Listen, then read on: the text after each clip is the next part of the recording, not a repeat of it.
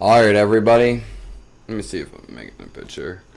We're going to be watching a video on George Peterson. Make sure you subscribe to my channel. I appreciate it. Helps me make videos like this. You can make a donation to me. That really helps. Snap, crackle, fizzle. It's the same as my username for this channel, Snap, Crackle, Fizzle, all one word. If you want to do that through Cash App, you can email me about my PayPal. So let's go give this man a listen. And this is about sex. The one tip for every man who's suffering from sexless marriage. And I guess this guy put it together, not George Peterson himself. Alright. So now you have a sexless marriage with no intimacy for a decade. Very few people can function effectively without an intimate relationship. Well, my first response is, well, how often do you want to have sex? And people hate that. People hate that question. And so they avoid it. They say, well, you know, we don't really want to be that calculating about it. It's like, okay, right, whatever. Once a year. It's like, no, that's probably too little. Okay, 15 times a day. It's like, no, that's probably too much. Okay, so now we got some parameters here. It's somewhere between once a year and 15 times a day. Let's see if we can narrow that in. And this does make people uncomfortable, right? They don't want to specify their needs and wants. I think they're embarrassed that they need anything. Right?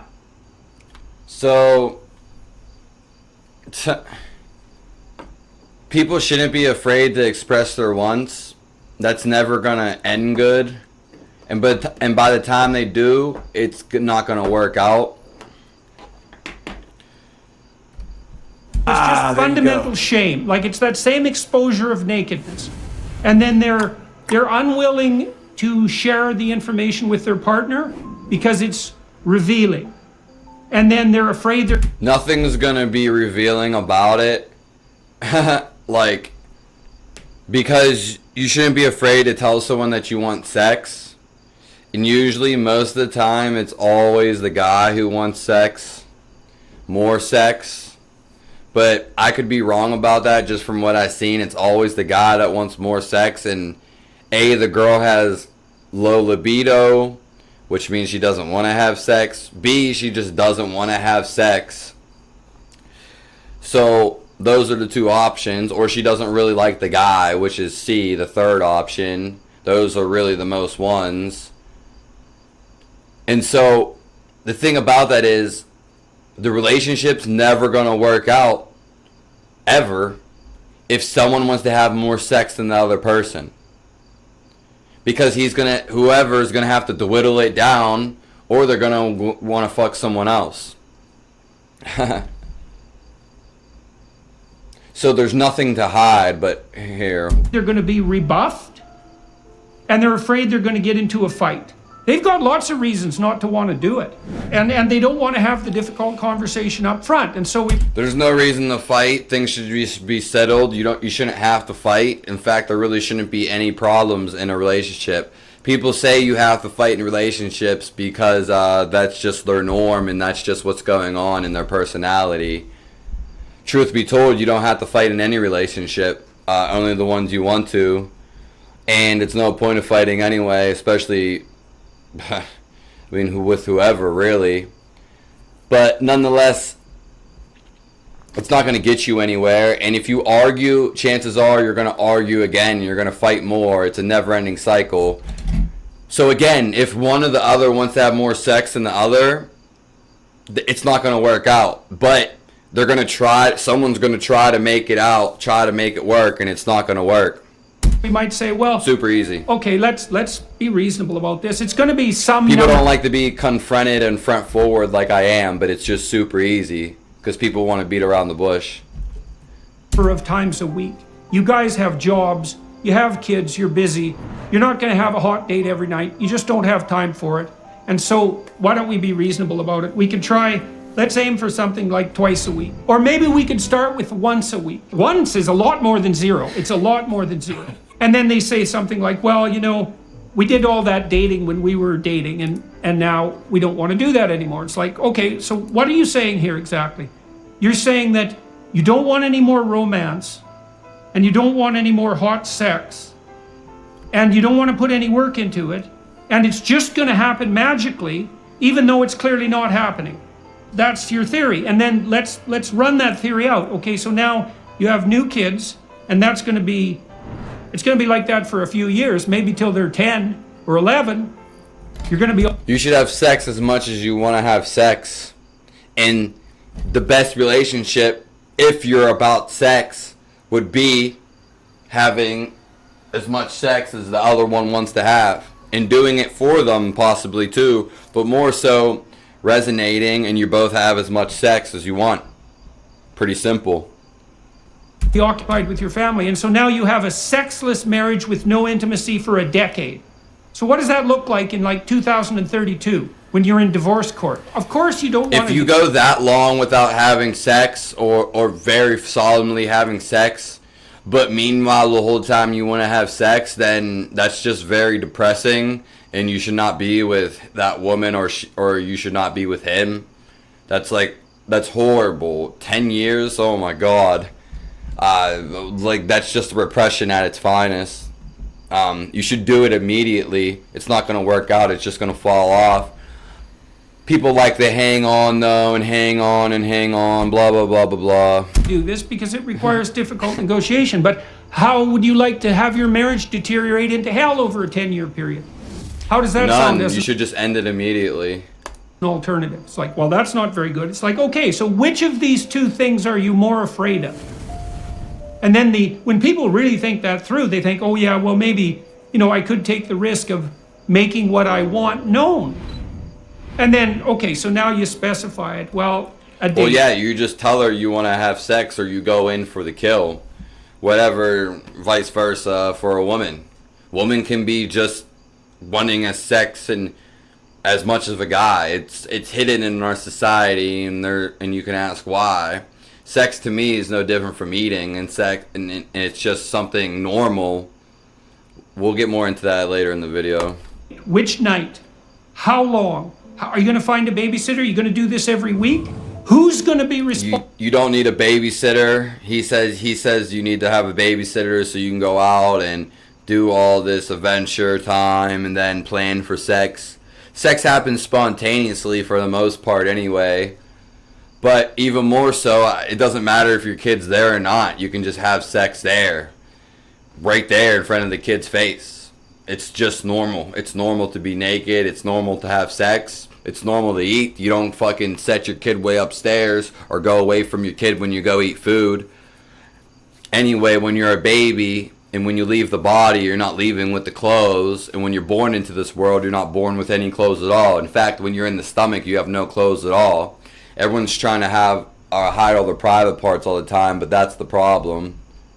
Responsible for what in relationship to this date? All these details have to be negotiated. And then we remember, by the same... Earlier, no one should be insecure about their body, because if you're insecure about your body, well, A, you can wear clothes, or B, you can do something about it if there's something about it, such as losing weight, maybe toning up, maybe getting a little flexible. Depends what your problem is. I mean, if you're ugly, you can't really do much about it, so you just would have to accept it at that point. But if it's a weight loss journey, then you can do something about that. Logic that we've already employed. If this is 2 hours a week, then that's 15% of one day. That's another 5% of your life, and it's the intimate part of your life. And if you got that right, my God, you might be a much happier person. And so that's another one of the only 25 things you have to take care of to set your life up. But I mean, you said, why are people afraid to do this? They're afraid to show their vulnerability, man. They don't trust their partner. They don't know how to negotiate. They don't even know what they want themselves, it's not that easy for someone to admit that they need any physical attention at all, even though everyone obviously does. Because you're putting yourself on the line then. And that is the definition of intimacy in some sense. How do I make myself into the perfect date? You answer. So Jordan Peterson, is very intellectual all the time. So he's a very smart guy, but he shouldn't look at things too intellectually. And I think he knows this to some degree. But anyways, all these stuff that he's answering his own questions in here. I think he does that a lot. I don't know if I do that, but I definitely don't think I do. Definitely not a lot. If I do, it's for satire. I don't think I do, though. But anyways, so he's saying, like, all this stuff. But, like, if you're having sex, you're just going to do it.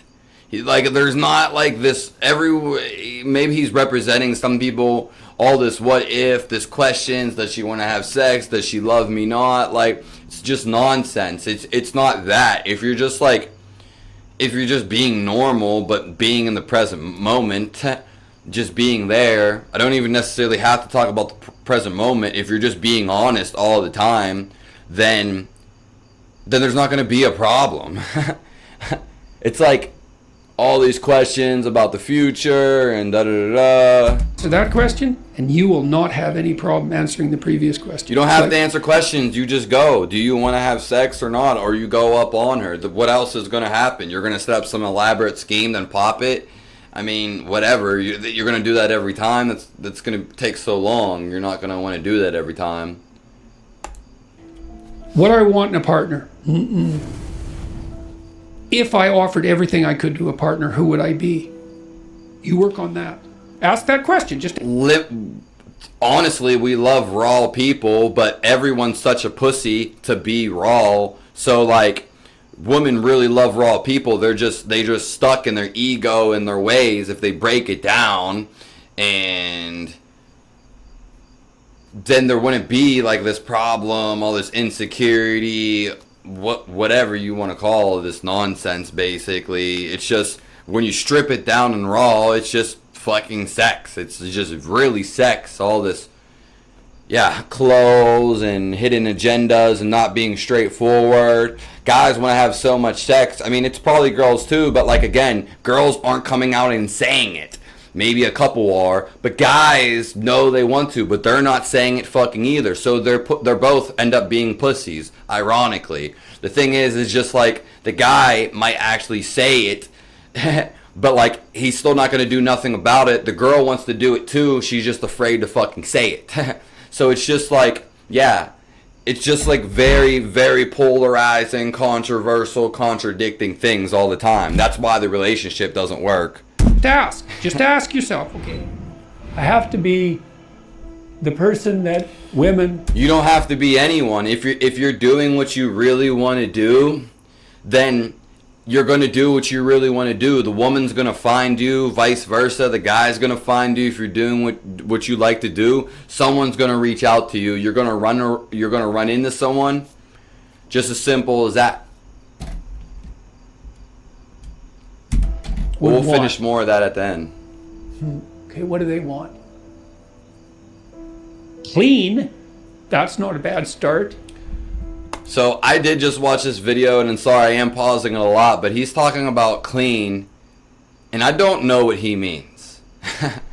I mean, I guess he's talking about, like, a guy with a fresh shave, fresh teeth, but in all actuality,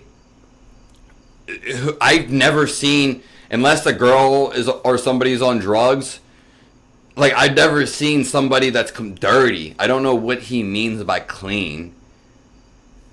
Like,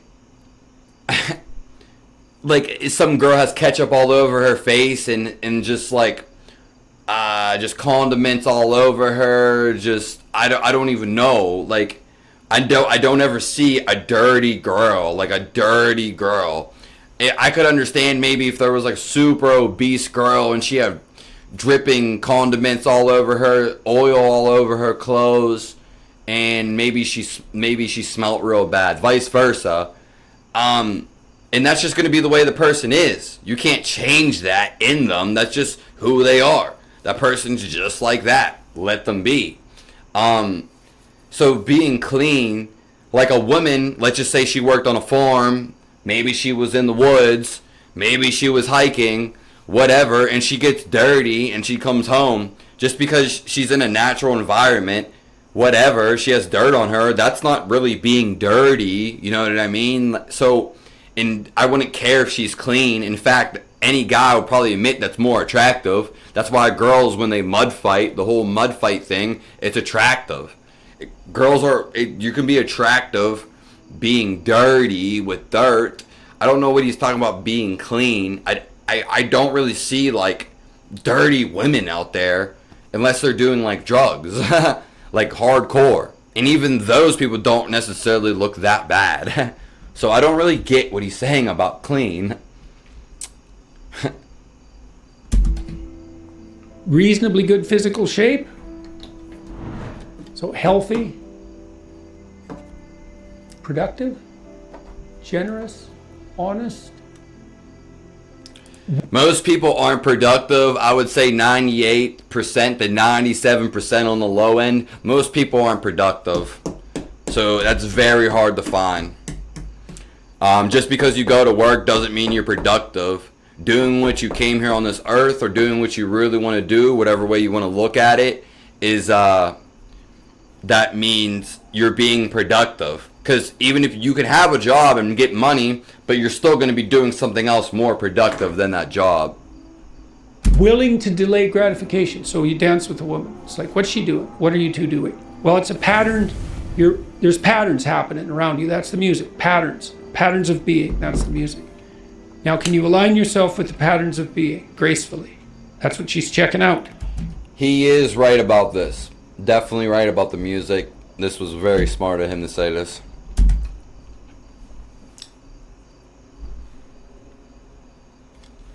Oh, sorry, hold on. My sound stopped. And then can you do that with her? It's too bright. And then can you do that in a playful and attentive manner? And keep your bloody hands to yourself for at least a minute. And so, can you dance in a playful manner? It's like you can go through this in your imagination. And you'll know. And then you think, well, how far am I from those things? And the answer is usually, man, it's a pretty horrible abyss separating you from that ideal. But the harder you work on offering other people what they need and want, the more people will line up to play with you. So it's the wrong question. It's like, how can I be the best partner possible? He's right about that. The more you help other people, the more they're going to want to serve you, and the more they're going to be attracted to you. That's very true. The act of giving is actually, it makes you receive. That's what Jesus talked about, and a lot of people talk about. Actually, giving is one of the best things you can do.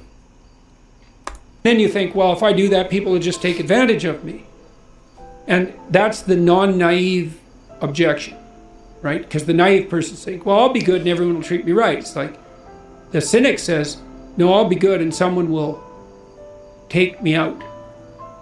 And then you think, well, what do you do about that objection? And the answer is, well, you factor that in. And that's why you're supposed to be, what is it? As soft as a dove and as wise as a serpent. It's like, I know you're full of snakes. I know it. How do I find out if this is the person for me? By binding myself to them. Okay, you get to pick what happens when you come home. But you have to figure out what it is. So now this is the deal. You treat yourself properly. You imagine coming home and it goes the way you want and need it to go. Okay, what does that look like? Everything you imagine never turns out the way that you expect it. And the experience of it is completely different than the way that your concept is in your mind. It's completely different. It never, you can, and you don't want to vision things, because then if they happen just the way you just thought they were going to happen every time you vision them, then it'd be very boring, monotony, and you wouldn't want to do it. So there's no sense of doing that. What does it look like? I personally don't question and ask this stuff, what would it look like? If you're with the right person, you're just going to feel it. and you won't even have to really talk about it. You get to have it, but you have to know what it is. What does it look like? And you think, okay, I want to come home. I want to be happy about coming home. I come home. I open the door. I say, hello, honey, I'm home. My wife says, hi, it's so nice to hear your voice. She comes up. She says, hi, dear. She gives you a hug. She says, how was your day? And you say, well, we'll sit and talk about that. How was your day? First of all, there's really not much to talk about during the day if you're at work, unless you have some crazy job. But most people I know, I've been to 9 to 5s and I've worked at certain places. They're very bored at work. They're very boring people. They're very, maybe sometimes dull and uninteresting. So there's not much for these people to talk about at work. I imagine most people, when you ask them about their day, yeah, it was good or it was bad. And if it's bad and they're a crybaby or they want to like talk about it, they go and talk about it. It lasts for hours, the feeling and the atmosphere of it, and then it continues and lingers for a couple of days. But just a bunch of nonsense. Again, no one's, and I'm not like going after Jordan Peterson for this. I'm just saying, most people, when you ask them how was the day, it's fucking pretty simple. They don't even want to talk about it usually. But it's a nice thing to ask. Well, we'll sit and talk about that. Do you need something to eat? Probably. Let's go sit and talk about our day. It's like, that sounds It's just great. like, if you're at work, you're not, unless you do some crazy thing, you're not really going to be talking about anything. Like, I don't see people talking about stuff at work and it's super eventful. Not saying not eventful things don't happen, but it depends on the circumstance. But I'm not going to get into that. Pretty good? Okay. That sounds pretty good. Might not be perfect, but sounds a hell of a lot better than what we're doing now. So how about we'll go talk to your wife. Say, okay, this is what's happening when I come home. I would like it to be better. What would you like to have happen if you could have what you wanted?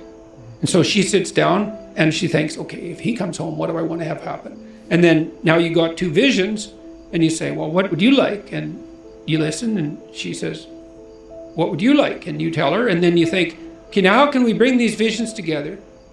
So not only do we both get what we want, but because we've brought them together, we even get more than we want. Well, who wouldn't agree to that unless they were aiming down? And that's so exciting. It's not a compromise. It's a union of ideals that even makes a better ideal. And then you get to come home, and then there's... I just don't see this happening. Maybe in a small percent of people, maybe that's what he's going for. If it's gonna work, then it's just naturally gonna unfold. You're not gonna even have to talk about this stuff. If you have to talk about it, you know, either some weird scenario is going on, or it's not working out. You know what I mean? It's very easy. There's another rule that goes along with that, which is, please, dear, have the grace to allow me to do this stupidly and badly. Well, I learned at least 20 times. And I'll give you the same leeway. And then we'll practice stupidly for 20 times and we'll talk about it. And then maybe we'll get it right for the next 10,000 times. Okay, wow. So,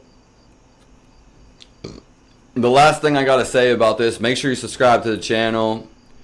I appreciate it, everybody that's been with me on the run. We have some more interesting videos coming. If you want to donate money, Snap, Crackle, Fizzle, Cash App. And so the last thing I'll say about this is, the most important thing is people are too concerned about sex. If you have sex as much as you fucking want, you know what I mean? Whatever. But the thing is people are too concerned about their relationships. There's a whole world out there. And this is so like intrinsic, such like small matter about you and your sex life. So many people are caught up into that all the time. It's all about him and her and him, their relationship, wife and husband. They're too dependent on each other. And they're not even necessarily connected. They pretty much get in their little tunnel, their little bowl, and exclude the outside world. And that's horrible. That's very egotistical. So the problem is people are too invested in their marriages. Like people just go on for one woman. And there's nothing wrong with loving a woman and treating her nice, but there's how many women in the world? Why is this woman the one? Most people aren't even with the one. I can tell you that now. 99% of people aren't with the person that matches them or they want to be with. Most people are settling down like pilgrims, and that's going to be turmoil. Every time you settle down, it's always who wants to settle down. No one wants to settle down. The only person who wants to settle down is somebody who is like someone who partied all their life and now is like, oh, and just ran around, effed a bunch of dudes, guys, and then they're like, oh, now I want to settle down. Okay, well, no one's going to want to probably settle down with you, and that's great, you still can, but it's still the same effect going on. It's always about them, their sex. You know, it's not that it's not even not a big deal. It's just it's always about them. That's the thing about marriages and people and their wife and boyfriend. You can just go outside and see. It's always about the people who are together. You know what I mean? All the time. And there's nothing wrong with being in a relationship. It's just the fact that you start caring less about the world, as in like not a good way. You're here to experience the world and experience things, you know what I mean?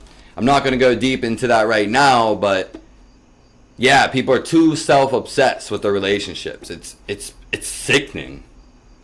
And they're sick about it too. So that's all I got to say.